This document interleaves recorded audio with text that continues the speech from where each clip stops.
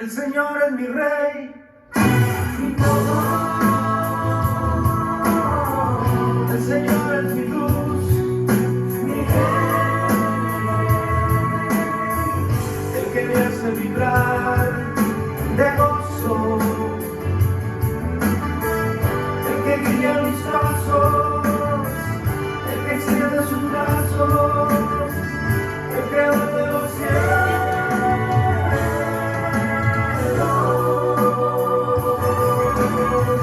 El Señor es mi Rey, mi todo. El Señor es mi luz, mi Rey, el que me hace vibrar de gozo, el que guía mis pasos, el que extiende sus brazos, el creador de los cielos.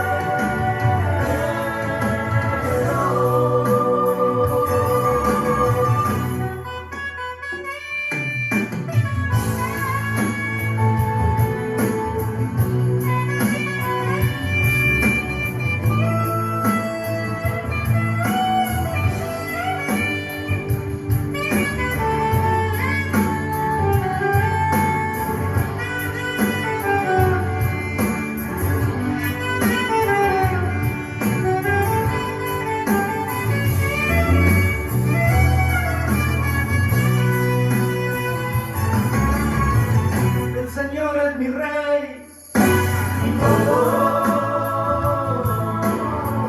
El Señor es mi luz, mi Rey, el que me hace vibrar de gozo,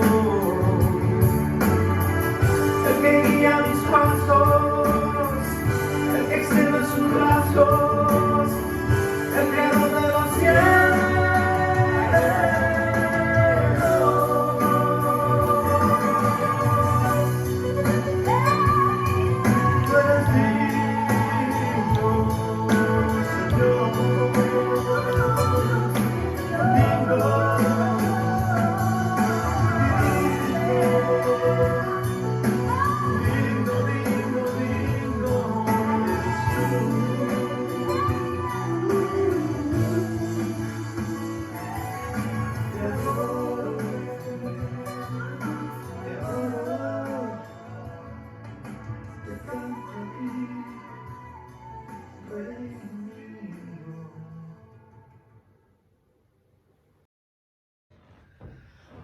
Muchas gracias por esa alabanza una vez más.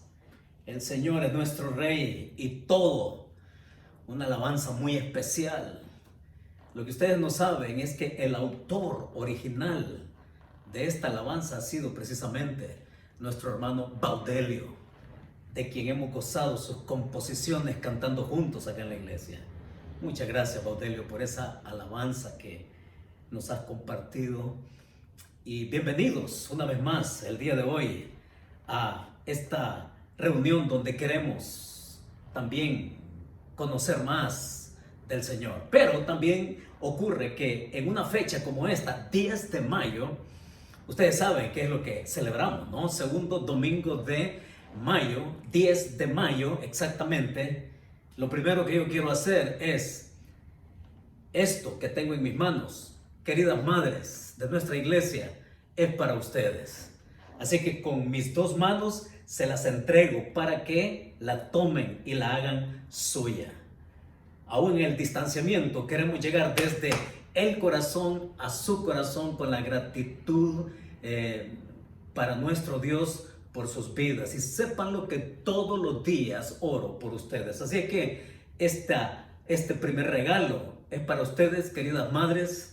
Así que donde están, desde su sala, recíbanlo con todo nuestro corazón.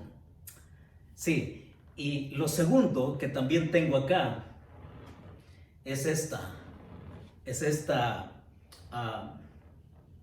¿Qué es? Orquídea. Sí, esta orquídea es para ustedes.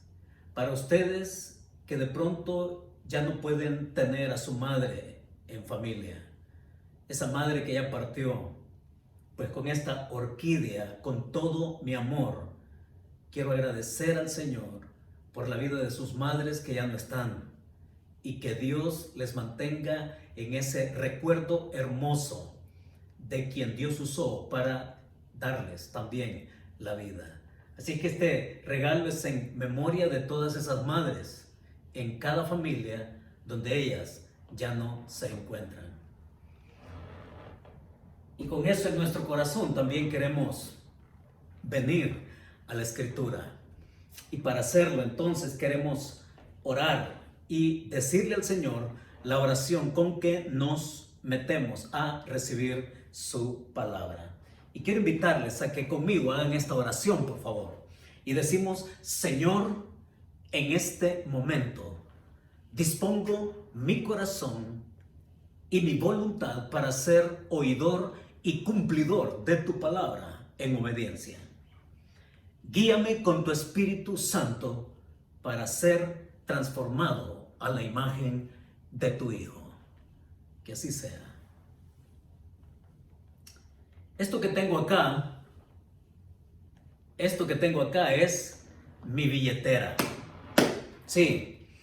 ¿Y qué es lo que llevamos en la billetera?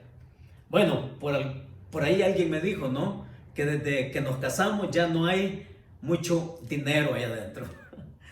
Pero lo que sí solemos llevar, en mi caso, es esto que tengo acá. Esto que tengo acá es mi tarjeta de presentación, ¿sí? ¿Y qué es lo que contiene una tarjeta de presentación? En el caso, mi tarjeta de presentación lleva el nombre de la institución, o sea, de la iglesia. Lleva la dirección de la iglesia. Lleva, por supuesto, mi nombre, mi correo electrónico, el número telefónico donde también me pueden contactar, el sitio web de la iglesia. En fin, ahí está los detalles de la tarjeta de presentación, que es la versión corta de quién soy yo. Y por supuesto, tiene ahí el nombre de lo que yo soy. Y en el caso de muchos de ustedes dirán abogado, médico, maestro, ingeniero, etc. En mi caso, yo prefiero Héctor solamente, así, llanamente, o Pastor Héctor. No me gusta eso de doctor, porque cuando uno estudia a Dios, se da cuenta que ni a enfermero llega, ¿no? Pero esta es la versión corta de lo que yo soy, o de dónde está mi competencia. Pero esto que tengo acá, oiga, esto que tengo acá es mi currículum, es mi hoja de vida, que al momento son 5 páginas. Y este currículum es la versión amplia, la versión larga de la versión corta que aparece en mi tarjeta. Y en esta versión larga, en la hoja de vida, aquí aparece todo lo que respecta a lo que yo digo que soy competente.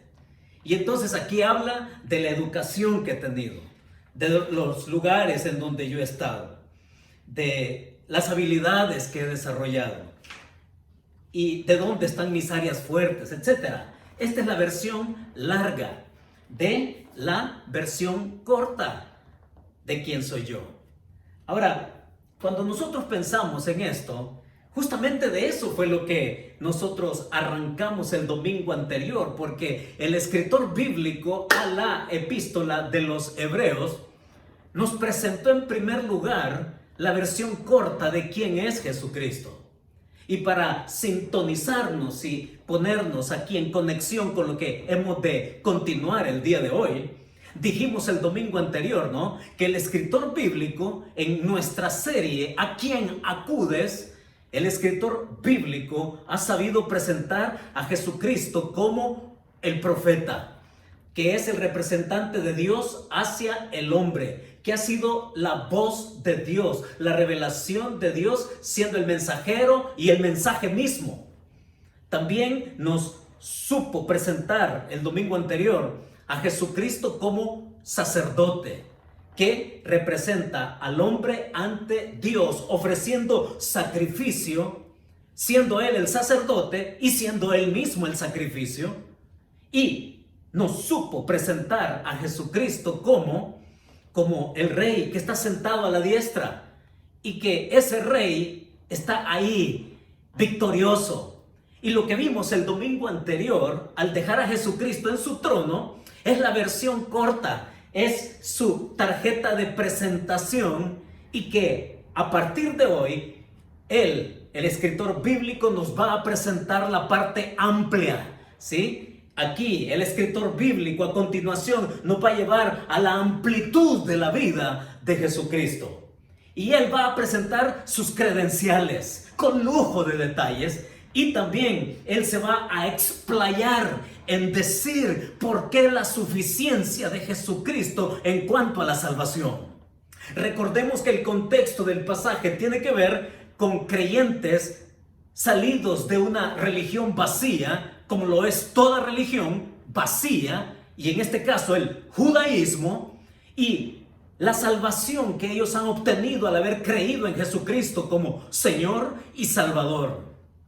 Y el escritor bíblico a partir de hoy les va a explicar ampliamente que la salvación que se ha obtenido tiene su base precisamente en las prerrogativas de Jesucristo.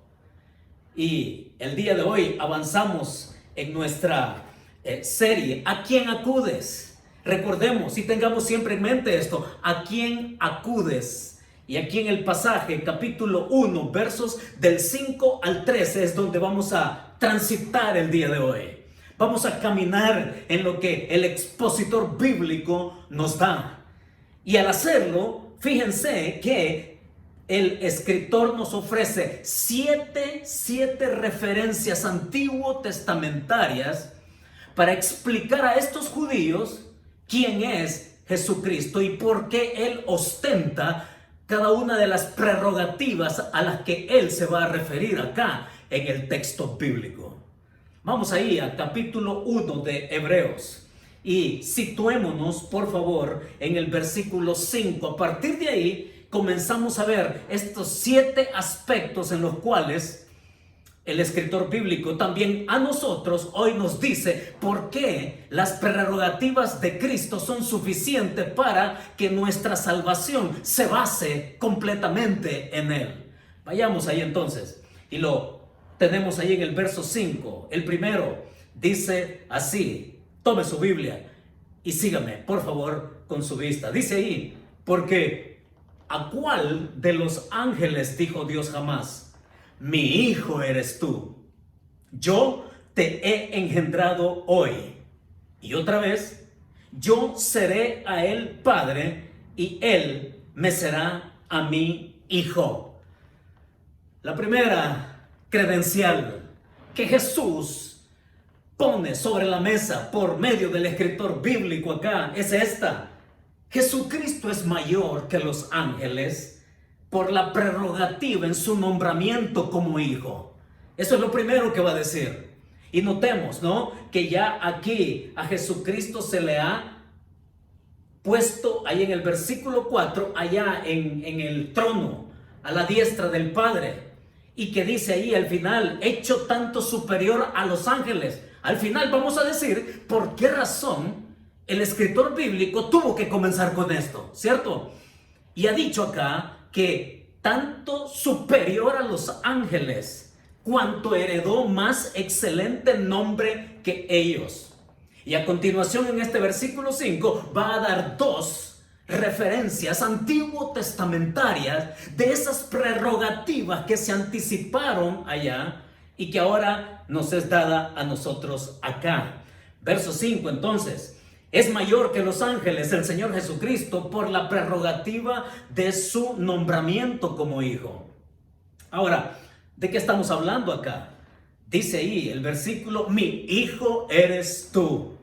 Y esto tiene que ver allá en el Salmo 2, verso 7. Un salmo mesiánico. Un salmo en el cual allá Dios dice: yo publicaré el decreto.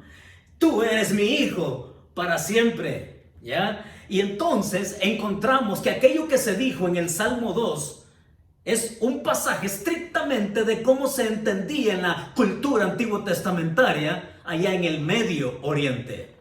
Sucede que en el Medio Oriente no era cuestión solamente del pueblo de Israel. Es que los otros pueblos, en su costumbre, cuando alguien era colocado en su posición de rey, se entendía que ese rey era adoptado por la deidad en la cual ellos creían.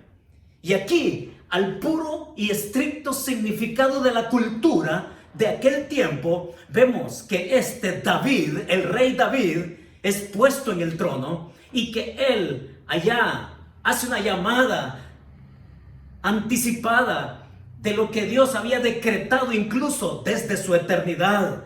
El Hijo es decretado Hijo desde la eternidad. Y de pronto toma una aplicación directa en la toma de posesión del rey David como tal. Y como tal, entonces él es adoptado como hijo de Dios en su cultura, entendida así, a estos judíos que lo sabían muy bien. Y entonces vemos que se aplican a Jesucristo, se aplica directamente a él, a Cristo. Y lo compara y dice, porque a qué ángel, a cuál de los ángeles dijo Dios jamás, mi hijo eres tú. Ahora es interesante que en ese salmo de entronamiento, como le conocemos, está diciendo que el reino es suyo. Está diciendo que como en el caso de David es adoptado como hijo. Ningún ángel tiene tal nombramiento. En todos los casos, los ángeles son llamados en su concepto plural. Pero solo Jesús es llamado en su concepto singular. Mi hijo eres tú. Y habla de los ángeles en plural, con la excepción de que allá en el Antiguo Testamento, el ángel de Jehová se le distingue de una manera singular también, porque entendemos por los atributos divinos que se expresan de él en cada circunstancia en que es referido. No es otro que el mismo Cristo encarnado y que particularmente se le identifica de esa forma. Pero en este caso venimos al punto en el cual aquí los ángeles que son llamados de una manera general, se distingue el Hijo porque solo Él es llamado Hijo. Los ángeles son llamados hijos de Dios. Eso es lo que en el Salmo 2, verso 7, mi hijo eres tú. Ahora, cuando nosotros nos encaminamos en el pasaje, sucede que en el verso 2 dice, y otra vez, yo seré a él padre y él me será a mi hijo. Y esta llamada viene precisamente ya del segundo libro de Samuel, capítulo 7, verso 14. Y en esa ocasión se habla del pacto que Dios hizo con el rey David, donde él escogió a él para ser el rey insignia de la nación judía a través de su tribu, y que de él se iba a desprender toda una monarquía que, si bien iba a tener cierto tiempo de duración cada uno en su tiempo, David reinó 40 años, Salomón reinó otros 40 años, y el reinado de ellos iba a durar en tanto su vida les aguantara. Y cada vez, cada rey iba a ir en una sucesión hasta llegar a un descendiente suyo. Y ese descendiente se lo aplican directamente a Jesús, el hijo de David, el heredero al trono, después de quien ya no va a haber más sucesión, y que a partir de él entonces el reino va a ser eterno. Así fue como Dios se lo dijo a David allá en segundo de Samuel capítulo 7, verso 14, que es la referencia a la cual aquí el autor bíblico hace alusión.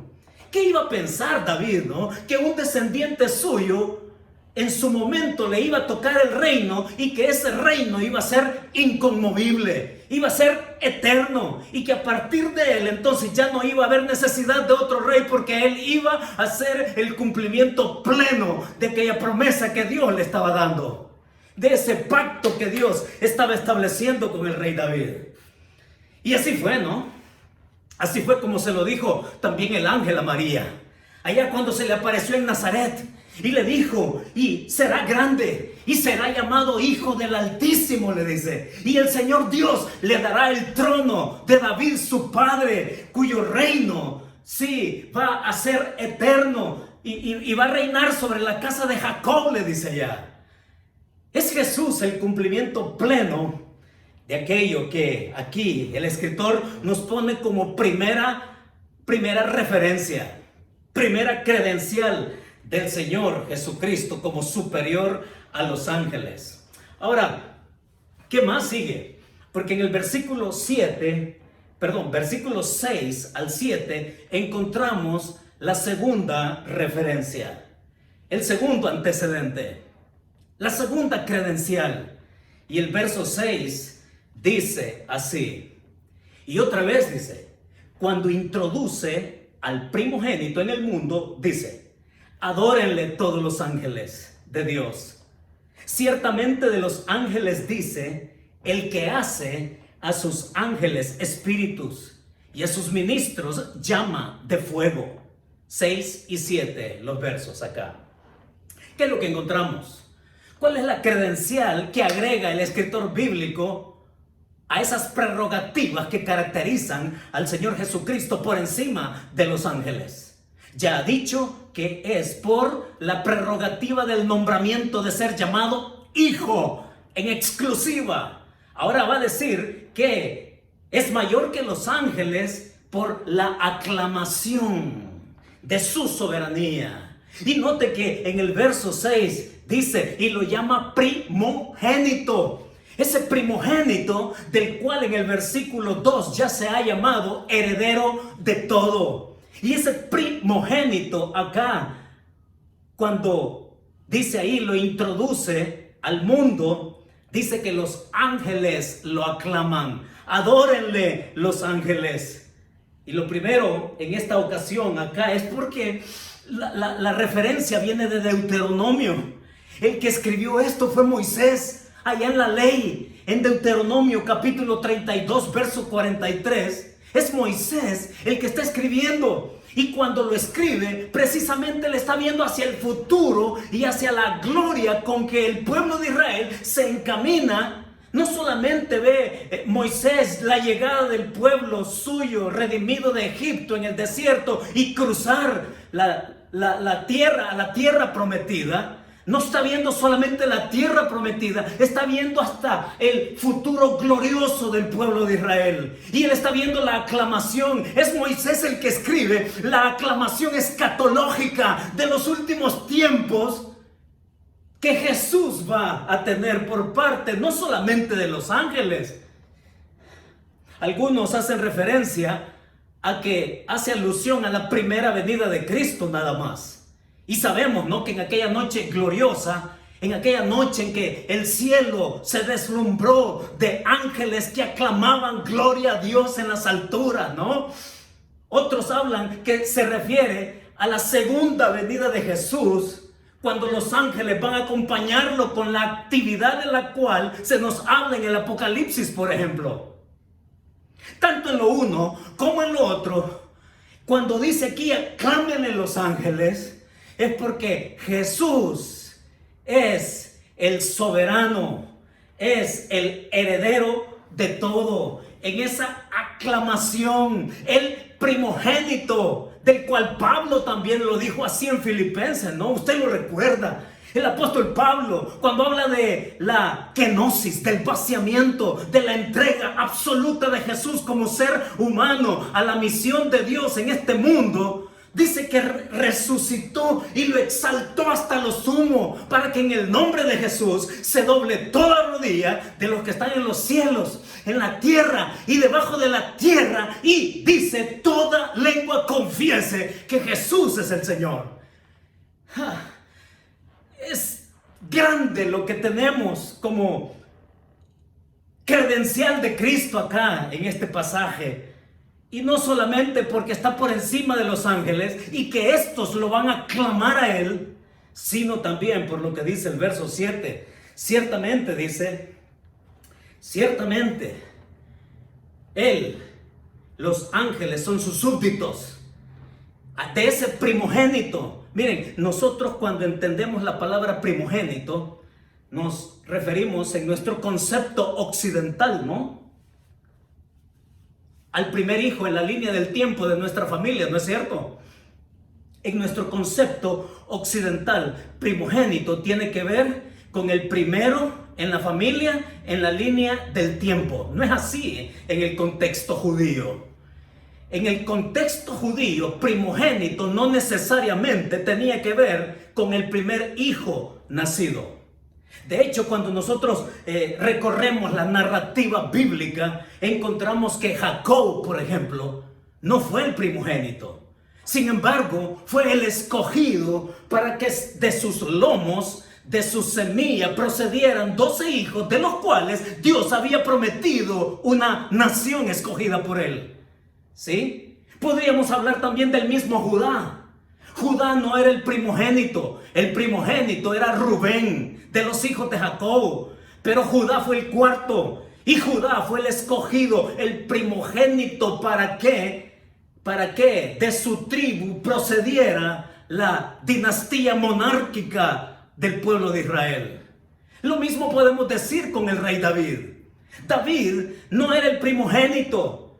David era el menor de sus hermanos, y siendo el menor de sus hermanos, fue escogido y puesto en la posición de rey y de hijo para venir a ser, a partir de él, toda una estirpe de reyes. En el contexto judío, hablar de primogénito no es hablar de línea del tiempo del primero que nace. Es hablar de aquel que es escogido y que es puesto en una posición con propósito eterno para Dios. Y en este caso, Jesús es el primogénito del hijo de David, de este que viene a ser único, exclusivo, para que de él sea el reino y para que él sea aclamado. El verso 7 dice ahí, ¿no? Que no es que, oigan, no es que haya un segundo hijo en la deidad. No, es el único, es el primogénito. Y como primogénito, al llamarlo así, es que ocupa la posición que el único que puede ocuparla es él, ningún ángel. ¿Sí? Y luego acá en el verso 7 habla de sus ángeles, y note cómo lo dice el escritor bíblico: sus ángeles, sus ministros. Y lo que está diciendo el escritor es que los ángeles le pertenecen a él, y que los ángeles ejercen diferentes funciones y que toman diferentes formas, como fuego, dice acá, sus ángeles como espíritus. Y cuando lo describe de esa manera, habla de la manera transitoria con que estos realizan su oficio. Y lo va a poner de contraste más adelante, porque va a hablar que el Hijo permanece para siempre, no cambia. Ahora, su singularidad es esa posición de hijo, su singularidad para ser aclamado, su singularidad porque le pertenece el reino, aclamación completa. Y luego en el verso 7 ahí, ¿no? Hemos dicho: el que hace a sus ángeles y a sus ministros llamas de fuego. Sí, es el Salmo 104 al cual se refiere el escritor bíblico. Es la naturaleza cambiante de los ángeles con respecto a la naturaleza permanente del Hijo de Dios. Ellos son sus servidores. Sí, ellos están ahí para servirlo y para servir a aquellos, dice, que son sus compañeros de herencia, o sea, a los que hemos creído en el Señor. A eso nos lleva entonces más adelante el pasaje. Y en el capítulo, siempre ahí 1, verso 8 al 9, encontramos la tercera credencial. Descubramos cuál es la tercera credencial. Y esta tercera credencial dice el verso 8, mas del Hijo dice: tu trono, oh Dios, por el siglo del siglo. Cetro de equidad es el cetro de tu reino. Has amado la justicia y aborrecido la maldad, por lo cual te ungió Dios, el Dios tuyo, con óleo de alegría más que a tus compañeros. Linda referencia, lindo antecedente, hermosa credencial. Y la credencial tercera que el escritor nos da es esta, que Jesucristo es superior a los ángeles por su posición real, ¿sí? Por su posición real. Y miren acá cómo se va desenvolviendo, porque lo llama hijo en el versículo 5, lo llama primogénito en el versículo 6, lo llama Dios, Dios mismo, hablando de su hijo y llamándole Dios a su hijo, ¿no? En el verso 8, y más adelante en el verso 10 lo va a llamar Señor. ¡Cuánta belleza del hijo! Y esto del versículo 8 más del hijo dice, tu trono, oh Dios, y es ese Salmo 45, 6 al 7, al cual se hace referencia. Un salmo escrito por los hijos de Coré. Los hijos de Coré que escriben y describen al rey. Y que ese rey es un rey ungido. Los reyes eran ungidos en Israel. Que te ungió Dios, dice. El Dios tuyo. Con óleo de alegría más que a tus compañeros. Interesante, pero cuando revisamos la historia bíblica, en el caso del rey David, aprendemos que el rey David fue ungido 3 veces. En su camino al trono, David fue ungido 3 veces.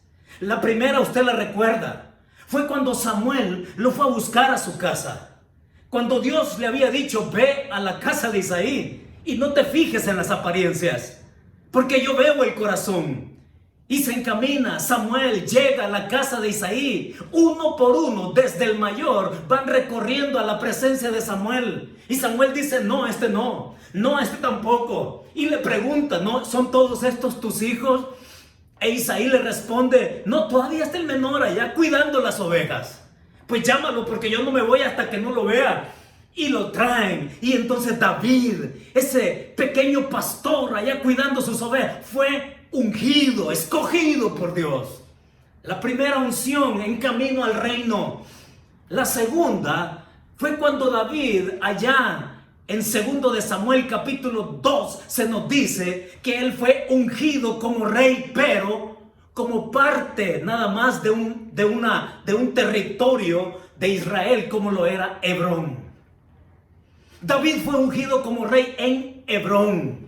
Pero más adelante en el capítulo 5 del mismo libro nos va a decir que allá David fue ungido sobre la nación entera. 3 veces David fue ungido como rey. Y cuando venimos aquí, ¿cómo se apropia el escritor bíblico de esa experiencia y de esa historia real de su pueblo? Lo aplica a Jesús y lo engrandece y lo llama, por lo cual te ungió Dios, el Dios tuyo. Y Jesucristo fue ungido, no una, no dos, no 3, bueno, fue una sola vez. Allá cuando fue bautizado, allá cuando se escuchó la voz del Padre, este es mi Hijo amado en quien tengo complacencia.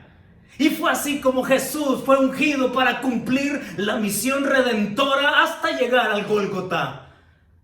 Encontramos a una credencial acá de ese rey ungido que es eterno, ungido una sola vez con su bautismo y las cualidades que dice acá. Has amado, dice, la justicia, has aborrecido la maldad. Y fueron las características que distinguieron el ministerio de Jesús y que lo ve allá hasta el final de la historia, viniendo y ejerciendo también un reino de justicia completa en medio de todo esto que nosotros estamos viviendo. Hablamos de las circunstancias, ¿no? Cambiantes. Porque precisamente el Salmo está hablando de las situaciones cambiantes. Allí se está refiriendo al caos, a lo que está experimentando el pueblo de Israel y la necesidad de ese rey. Y es así como lo va a hacer notar también en la cuarta referencia y en el otro antecedente y en la otra credencial, que es la que encontramos en el verso 10 al 12.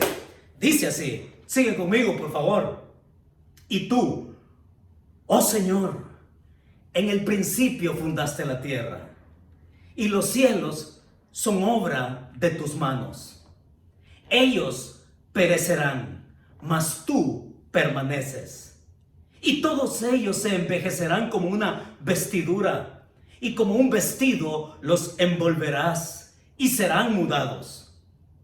Pero tú eres el mismo, y tus años no acabarán. ¿De qué está hablando ahora? ¿De qué está haciendo referencia el escritor a los hebreos? Está diciendo que la credencial de Cristo es esta: que Jesús es superior a los ángeles por su carácter inmutable. Ya nos dimos cuenta, ¿no? En los versículos 6 y 7, cómo los ángeles cambian como flamas de fuego, como ministros, ángeles espirituales, y cambian de función. Pero este hijo del cual se describe en el verso 10, además de llamarlo Señor, oiga, lo que está diciendo con esta credencial es que su carácter es inmutable, que no cambia. Y por eso es que va a hacer referencia a la creación misma. Tú en el principio, dice en el verso 10, fundaste la tierra. Son obra de tus manos. Pero ellos perecerán. Todo lo que conocemos que viene desde la antigüedad, desde el principio mismo de la creación, va a desaparecer.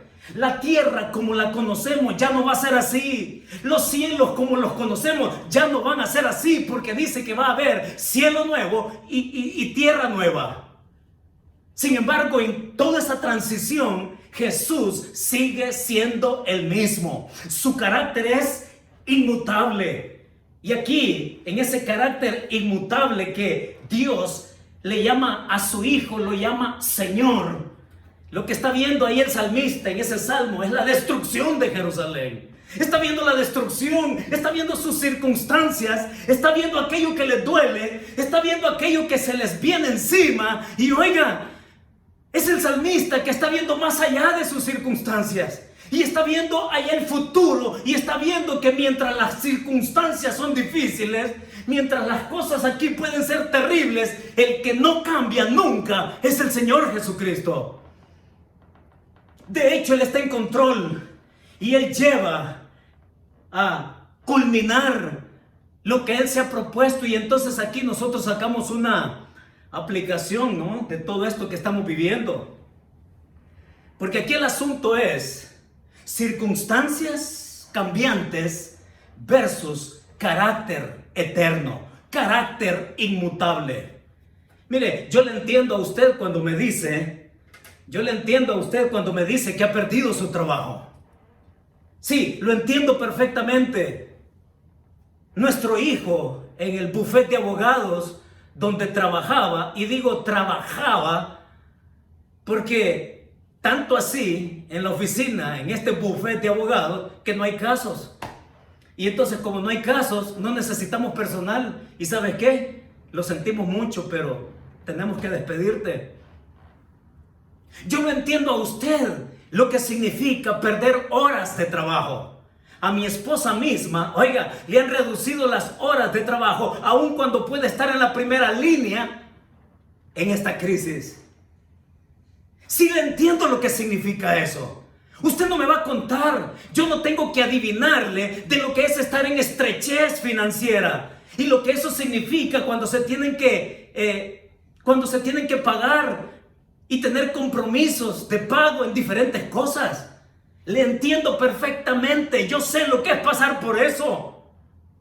Pero quien le entiende mejor que yo es aquel que está en control de las circunstancias.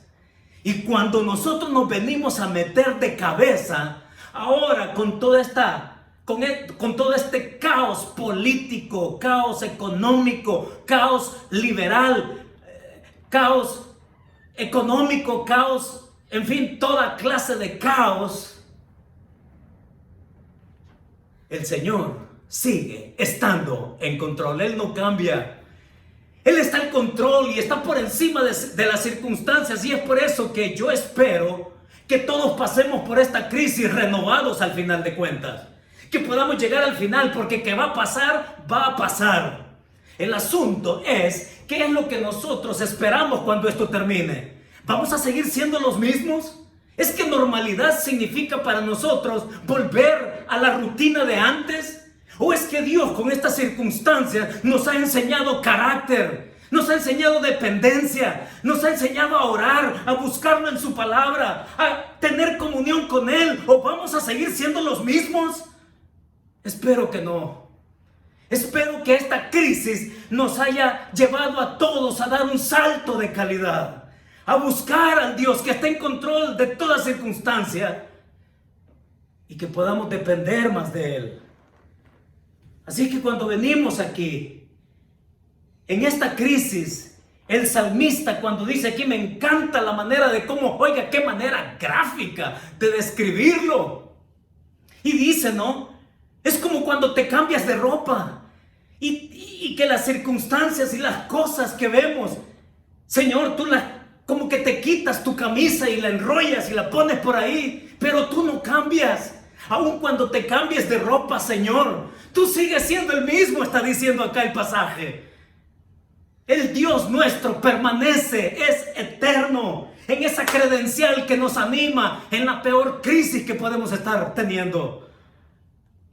Y vayamos a la siguiente, la última. En el versículo 13 dice, pues, y lo va a hacer a manera de pregunta tal y como comenzó en el versículo 5. Preguntas retóricas, que la única respuesta en el versículo 5 que hay, ¿a cuál de los ángeles dijo Dios jamás mi hijo eres tú? ¿A cuál? A ninguno. Esa es la única respuesta posible a esa pregunta. Igual en el versículo 13, otra pregunta con la cual ahí dice el escritor, pues, ¿a cuál de los ángeles dijo Dios jamás, siéntate a mi diestra hasta que ponga a tus enemigos por estrado de tus pies? ¿A cuál de los ángeles se le dijo eso? Y la única respuesta posible también para esta pregunta es a ninguno. Porque el único sentado a la diestra en el versículo 4 ahí, ¿no? Es el Señor Jesucristo, victorioso. Su obra es completada. Y el salmo al cual se refiere acá es el Salmo 110. Un salmo mesiánico. Un salmo que habla estrictamente de aquel que viene a ser descendiente directo de el rey David. Y que este rey va a estar ahí victorioso. Y él va a estar ahí gobernando, sentado. Hermosa la descripción porque dice que está sentado, mientras que los ángeles están en movimiento, están sirviendo, están ministrando. Y mientras sus súbditos llamados ángeles hacen todo eso, él está sentado, victorioso, reinando. Sí, el antecedente entonces. Jesús es mayor que los ángeles por su derecho soberano a reinar. Por eso es superior a los ángeles. Ellos están sirviendo, Él está reinando. Y es eso lo que nos lleva a nosotros ahora, entonces, a sentirnos dichosos, dichosos y dichosos. Bienaventurados al gozar de la salvación tan grande que hemos encontrado en el Señor Jesucristo. Así es como nos lo presenta. Tenemos una salvación que de momento nos encamina hacia la culminación de su reino con Él. Y gozar con Él, con su presencia. Ahí están las credenciales. Esta es la versión larga de su tarjeta de presentación. Y allí nosotros nos preguntamos, ¿no? Como dijimos al principio, ¿por qué el escritor tiene que hacer alusión a los ángeles y que Jesucristo tenga que ser mayor que ellos en su propuesta a lo largo de la epístola? Y es por una razón. Y la razón es porque Jesús mismo trató con esto dentro de la superstición misma con que vivían los judíos. Jesús tuvo que tratar con gente supersticiosa con respecto a los ángeles. Basta ir, ¿no?, al capítulo 5 de Juan. Usted puede leerlo tranquilamente y puede comprobar lo que le voy a decir en este momento.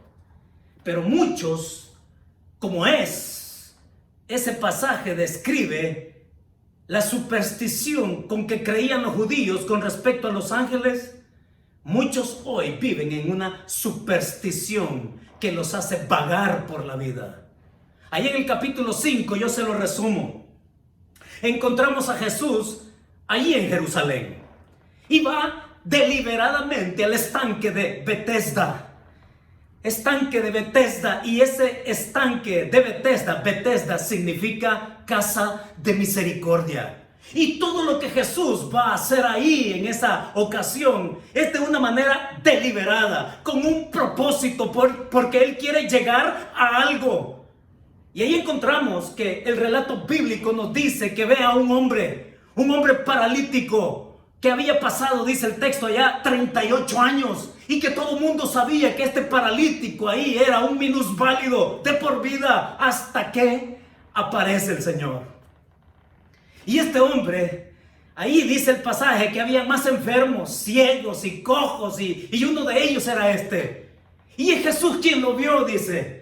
Y la manera en que Jesús lo vio es la manera en que Él siempre ve a cada hombre, a cada ser humano. Lo vio con ojos de misericordia. Lo vio y lo enfocó para mostrar su gracia. Y entonces se le acerca y le pregunta, ¿quieres ser sano? Mire qué pregunta. Es como que si a usted le preguntaran, es como que si a usted le preguntara el Señor, ¿quieres que te sane de tu cáncer? Dígame cuál va a ser su respuesta. ¿Quieres que te sane de tus riñones para que ya no tengas que ir a diálisis 3 veces a la semana? Jesús le está haciendo una pregunta bien obvia en su respuesta a este hombre, pero note la respuesta que el hombre le da. Le da una respuesta basada en sus supersticiones. Y lo que le dice es que yo no tengo nadie que me lleve al estanque cuando se mueve el agua. Porque dice el texto allá que la superstición en la cual ellos creían era que un ángel descendía, que movía el agua, y el primero que llegaba al estanque y tocaba el agua en movimiento, podía ser sano. ¿Y cuántos de nosotros, no nos hemos ido a dar un baño de aguas termales porque sentimos que nos cae bien? ¿Cuántos de nosotros no nos hemos enlodado el cuerpo para que esto nos alinee, ¿no? Y en fin, este hombre creía en una superstición. Pero la respuesta del hombre fue, es que no tengo nadie que me lleve. Como quien dice, ¿por qué no me llevas tú? Y es Jesús quien lo confronta en primer lugar con su deficiencia física. Pero es Jesús que quiere llegar al fondo y lo confronta con su deficiencia espiritual. Y es Jesús quien lo va a llevar de esa superstición a la fe, y lo va a llevar de la superstición a su gracia, y lo va a llevar de esa superstición vacía a su perdón, a su redención. Y entonces Jesús ya no platica más con él y de una vez le dice, pues levántate, toma tu lecho y anda. Y miren qué interesante, porque fue un milagro tan instantáneo que este hombre ni siquiera necesitó fisioterapia. Esa fisioterapia, ¿no? Que cuando nos atrofiamos una parte del miembro necesitamos ir poco a poco, ¿no? Para que el brazo entonces, los músculos tonifiquen, ¿no? O para que la pierna tonifique y poco a poco. No, este fue milagrosamente, instantáneamente sanado. Sus piernas tonificadas para pararse por sí mismo, caminar normalmente como usted y como yo. Y estas extremidades inútiles vinieron a ser extremidades normales. Y todo decía, deliberadamente Jesús lo hace con un propósito. Y le dice, toma tu lecho y anda. Porque cuando usted se sitúa en Juan 5, va a ver, explore el contexto y va a ver que la sanidad ocurre en pleno día de reposo. Y sabemos qué pasaba. Es este hombre sanado que camina y se encuentra con los judíos, líderes religiosos. Y en vez de alegrarse con él, que lo conocía, 38 años, minusválido, inhabilitado de por vida, es sanado. Y en vez de gozarse con él, oigan, se enojan y le dicen, es que no te es lícito cargar tu lecho en día de reposo. Qué cosa, ¿no? ¿quién fue el que te sanó? No, pues el que me sanó me dijo, toma tu lecho y anda, y yo pues lo tomé y aquí estoy. Qué tremendo. Jesús tenía un propósito. Y el propósito era precisamente llegar hasta ese punto. A ese punto donde Jesús les dice, mi Padre hasta ahora trabaja y yo trabajo. No es la única vez viendo a Jesús sanando a gente en día de reposo. Cantidad de milagros Jesús hizo en día de reposo. Y la evidencia entonces de quién era Él al sanar en día de reposo es porque Jesús dice allá, yo soy el Señor del día de reposo, mío es el tiempo. Mi Padre hasta ahora trabaja y yo trabajo también, le dice. Y se enojan más con Él. Y por eso es que querían confabular con Él, matándole, haciendo un complot. Dice que entre más lo oían, más le daban ganas a estos de matarlo. ¿Por qué? Porque tú siendo hombre te haces igual a Dios. Termina el pasaje allá. Y a eso quería llegar Jesús. Jesús quería llegar al punto de que Él y el Padre son de la misma esencia. Sí, mucha gente vive en supersticiones. De hecho, en nuestro tiempo vemos gente así. Pablo había advertido, cuando él escribe sus epístolas, le había advertido a sus lectores. En una ocasión les dice, porque el mismo Satanás se viste como ángel de luz.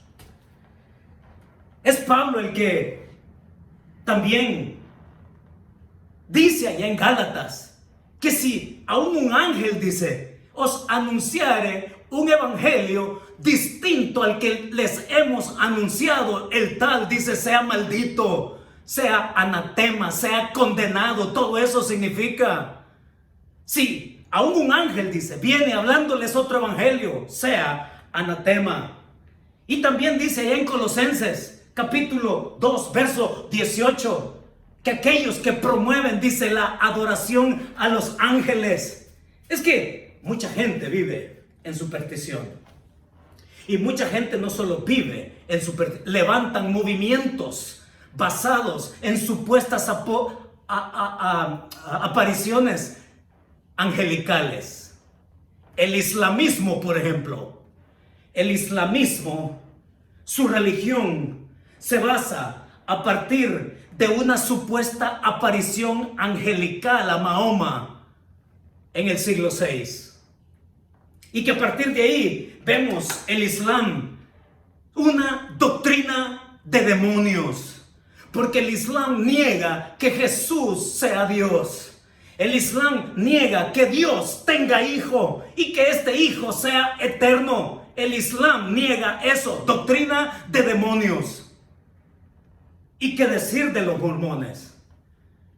Joseph Smith, en los años 1800 también, a partir de apariciones que él dice que tuvo de Dios, que tuvo de Jesucristo, que se le revelaron directamente, y que un supuesto ángel llamado Moroni se le apareció para hacer todo el cuerpo de supuestas verdades que ellos creen y que ellos comunican. Doctrina de demonios. Y así podemos ir. Algunos grupos enseñan que Jesucristo ni es Dios ni es eterno. Otros reducen a Jesucristo como un iluminado que apareció por ahí en alguna época. Lo consideran por ahí como un profeta de aquellos nada más, o como un buen maestro, o como un tipo moralista simplemente. Lo interesante es que le otorgan, en sus supersticiones, le otorgan autoridad a mentiras. ¿Y qué decir de nosotros ahora? ¿Qué decir de nosotros ahora? Supersticiosos. Muchos. Usted no tiene necesidad, oiga, no tiene necesidad de andar con su pata de conejo ahí en la bolsa. No tiene necesidad de andar con la magnífica ahí en su cartera. No tiene necesidad de poner una herradura ahí a la entrada de su puerta de su casa. No tiene necesidad de poner un vaso con agua debajo de la cama. No tiene necesidad de tocar madera. No tiene necesidad de cruzar los dedos. No tiene necesidad de temer a gatos negros o de cruzar por una escalera, debajo de una escalera. No tiene que hacer todo ese ritual supersticioso, porque todo eso se llama magia. Y la magia no es compatible con Dios. No necesita todo eso. Es Jesús quien está aquí confrontándonos para que pasemos de la superstición a su gracia, de la mentira a la verdad, y que nosotros podamos confiar, vivir nuestro tiempo, vivir nuestras circunstancias en dependencia suya. Descansamos en verdades, no en supersticiones. Jesús es superior a los ángeles, precisamente por todas las prerrogativas que el escritor bíblico aquí nos ha dado. Y en eso confiamos. ¿Saben que justamente hoy, 10 de mayo del año pasado, murió un amigo, consiervo, un hermano hermoso en Cristo, Jim Lambright? Lo conocí desde niño porque él fue misionero en El Salvador junto con su familia por muchos años. Y todos los que son de mi época allá conocemos dónde estaba el corazón de Jim Lambright. Pues exactamente hace un año, 10 de mayo del 19, Jim Lambright falleció. Pero déjenme contarles algo. Un año antes, yo recibo una llamada suya y me dice: Héctor, voy a estar en el sur de California y me gustaría verlo. Y claro que sí, ¿cómo que no? Así que nos dispusimos una tarde con mi esposa, los recibimos en casa, pasamos una tarde linda, tomamos café con un buen pie de manzana, tuvimos una plática hermosa, terminamos orando y todavía tengo la foto de recuerdo suya. Meses después, él fue diagnosticado con cáncer y comenzó toda una lucha con su cáncer. Un hombre que supo sufrir peleando su batalla contra el cáncer. Llegó un momento en que Jim Lambright dijo, Dios le dio la convicción de que ya era el tiempo de que él se fuera con el Señor. Así que él declinó continuar con los tratamientos. Y poco a poco la vida de Jim Lambright se iba apagando. Y su esposa Silvia iba poniendo ahí, ¿no?, el avance de cómo iba su esposo en el asunto. Pues un día, 10 de mayo del año pasado exactamente, yo iba en mi carro a poner gasolina y me dio por llamarle. Yo sabía que en su condición lo menos que podía hacer, al menos era, pues dejarle un mensaje, ¿no? Y con esa expectativa yo le marco, le llamo, esperaba dejar un mensaje. Sin embargo, él me contestó. Y sorpresa para mí que incluso ni hallaba qué decirle. ¿Qué se le dice a un enfermo? ¿Qué se dice a una persona que va a morir? Y lo que me salió fue lo que solemos decir todos, ¿no? Y la pregunta que le hice es: Jim, ¿cómo se siente? Y este hombre, con una voz apagada, así cansada, me dice: bueno, si me pregunta cómo me siento físicamente, me siento mal. Pero no es, me dice él, no es, la vida cristiana no es como nos sentimos. Porque vivimos a base de verdades. Y este hombre por teléfono, oigan, que estaba a punto de morir ese mismo día, me dice: Héctor, nuestra vida se basa en verdades. Y eso es lo que necesitamos recordar. Y este hombre, oigan, tonificó mi corazón ahí. Esa llamada fue una llamada especial porque este hombre me hizo recordar, ¿no?, oportunamente que nuestra vida tiene que estar fundamentada en verdades, en las credenciales de Jesucristo, y no en supersticiones, y mucho menos en nuestras circunstancias. Este hombre que peleó su cáncer y que horas después, ese día, en esa llamada, siendo mi despedida con él, este hombre horas después pasó a la presencia del Señor. Hasta el último minuto, Jim Lambright me recordó dónde es que tiene que estar fundamentada nuestra vida, en verdades. Y el escritor bíblico acá, ¿no?, nos recuerda que las credenciales de Jesucristo, que nuestra salvación tiene su base en las prerrogativas de quién es Jesucristo. Así que cuando nosotros ponemos sobre la mesa esas credenciales del Señor de por qué Él es suficiente, mira dónde están tus insuficiencias. Tus insuficiencias de tus supersticiones o de cualquier otra cosa que tú pienses que te puede hacer salvo. Ninguna va a ser suficiente, porque el único suficiente cuyas prerrogativas lo respaldan absolutamente se llama Jesucristo. Y esa es la gran verdad con que nos quedamos en casa esta ocasión. Nuestra salvación se basa en las prerrogativas de quién es Jesucristo. Y más de eso el escritor va a pasar a describir después. Pero cuando venimos a este momento, que Dios nos ilumine para venir a Él, yo te pregunto, ¿qué es lo que te detiene? ¿Qué es?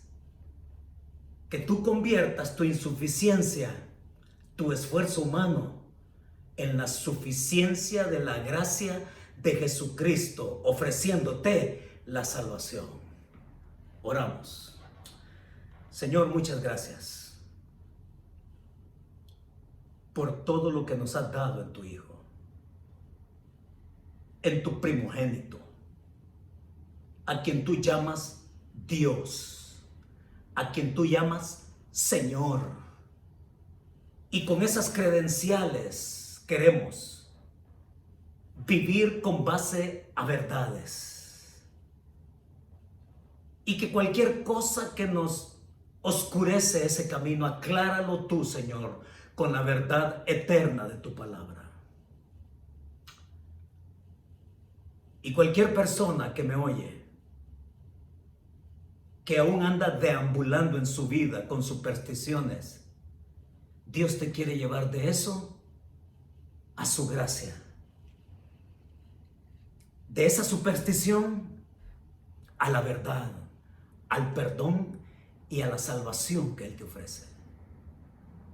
Si nunca has recibido a Jesucristo como tu Señor y como tu Salvador, invítalo y dile: en este momento, Señor, reconozco que soy pecador, pero vengo ante ti, al único suficiente para el perdón de mis pecados. Acepto el sacrificio del Calvario como el pago por mis pecados. Me rindo a ti, me entrego a ti, te doy la bienvenida a mi corazón para que tú seas mi Salvador y para que tú seas mi Señor. Muchas gracias. En Cristo Jesús. Amén.